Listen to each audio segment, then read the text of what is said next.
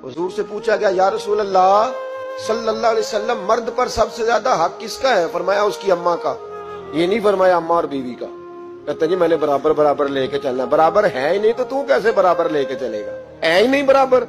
बीवी और माँ बराबर नहीं, बराबर लेके चला जा सकता। मुस्तफा करीम ने फरमाया मर्द पर सबसे ज्यादा हक उसकी माँ का। तो या रसूलल्लाह औरत पर? फरमाया उसके खामद का।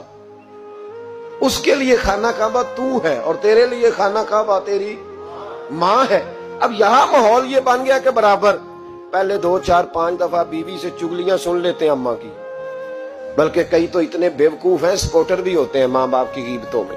कहते हैं नहीं मम्मी आखांगा अम्मा नू, गल ठीक है तेरी जो तू भी करनी सही है बात, अब्बा जी ऐसे ही करते, मैं करूंगा बात। अब तो वो शुरू हो गई। अब तू कहेगा दरवाजा बंद हो, तो ये दरवाजा बंद हो सकता?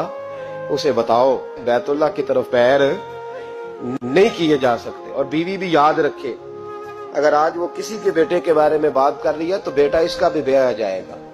ज्यादा लंबा फर्क नहीं पड़ता, 20-22 सालों का पड़ता है, फौरी तौर पे बदला मिल जाता है। याद रखे, अगर तू जिंदगी के अंदर सही रहेगी तो तेरे लिए भी वक्त सही आएगा, और अगर तू बुरी रहेगी तो फिर तेरे हक में भी रवैये सख्ती आएंगे। माँ बाप के साथ अच्छा रवैया रहे। इतने बेवकूफ बच्चे के माँ बाप को आगे से बातें करें, कहानियां सुनाएं, दास्तानें सुनाएं। अजीब तमाशा है ना कि अब्बा जी बेचारे सरकारी अस्पताल में एड़ियां रगड़ के चले गए, और जब उनका इंतकाल हो गया अब 5 बेटे इकट्ठे हो गए, कहने लगे बरादरी को मुंह भी दिखाना है, तो चने वाले चावल नहीं पकाने खत्म शरीफ पे, कोई बोटियां डाल लो, लोग क्या कहेंगे? तो तुझे अब लोग याद आए हैं? जब वो बेचारा वहां डॉक्टर पूछ नहीं रहा था उस वक्त लोग नहीं याद आ रहे थे?